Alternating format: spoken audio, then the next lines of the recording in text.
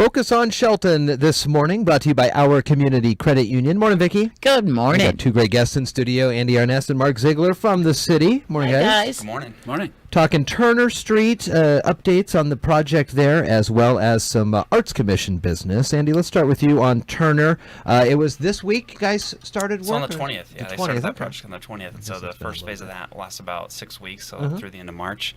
Right now they're currently doing work on the stormwater system. Okay. So just replacing a lot of the lines and different structures there to improve that stormwater management and prevent erosion and everything on there. So they're doing some periodic closures. We've put out some announcements on that. Through that process, they'll be having certain sections of the road closed, but they'll be rerouting traffic around those and opening those up hopefully by the end of the day. And open to people that live there. Correct, yes. Yeah, so local traffic obviously will still be able to go through there. Through traffic, go somewhere else. Absolutely, yeah. While they're working, give the guys a break. Very exactly, good. Yep. How long, what's the timeline on this project? Is it so the first or? phase will go through the end of March, so that's hopefully by then that's when they'll have all the stormwater system replaced and up to date. And then after that, then they'll be going back and actually paving that road, so that road from that Angle side road all the way up to 16th will have new pavement and completely redone there. Boy, that'll look nice. Absolutely. Wow, that'll look real nice.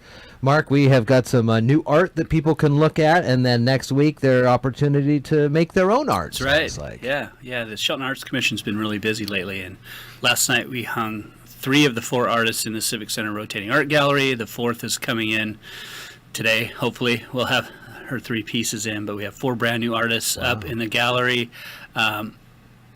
Great stuff, mostly photographs, but there's some collage in there too that will make you stop and take a peek and look at it for a little while as you walk by. So anybody that's visiting the Civic Center, just look to your left as you walk in the front doors between the court entrance and the police department entrance, and we'll have new art up there.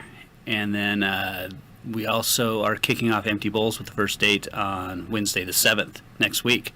As we talked about earlier, the first night is the build night, so we'll have a lump of clay and your imagination and turn you loose on it. So what time's that start? What time can you start sitting down? Well, you can start at 5. Okay. So we'll have tables set up at 5. We'll have clay ready.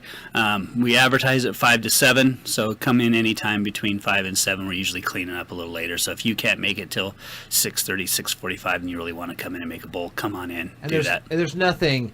I mean, if you can't get there right at 5, it doesn't. No, absolutely. This is less time for you to create.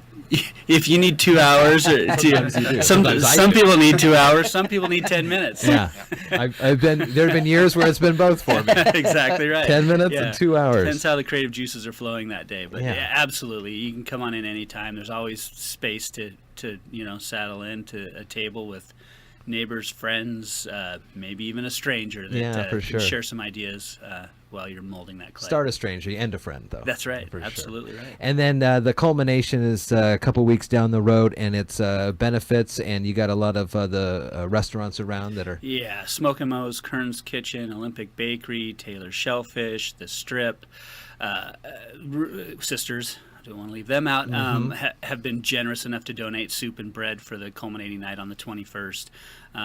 We're lucky enough to have Taylor involved too, because they're still making Zinn's gooey duck chowder, which we thought that we weren't going to have this year, but they're still making that for the restaurants up north, and they've committed to providing that for us. So that's wonderful. It's always a benefit, and for a suggested donation of $10, you get a nice bowl of soup, nice homemade piece of bread from Olympic Bakery, and take home your wonderful piece of art. It's a fun series of nights, and I would highly encourage it.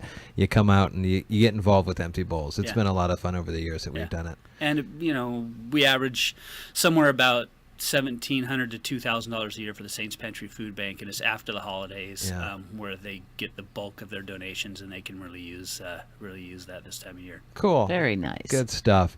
Andy, Mark from the city of Shelton here as we focus on Shelton, brought to you by our Community Credit Union. Thanks, guys. Thank you. Good to see you. Thanks. Have a good weekend upcoming here.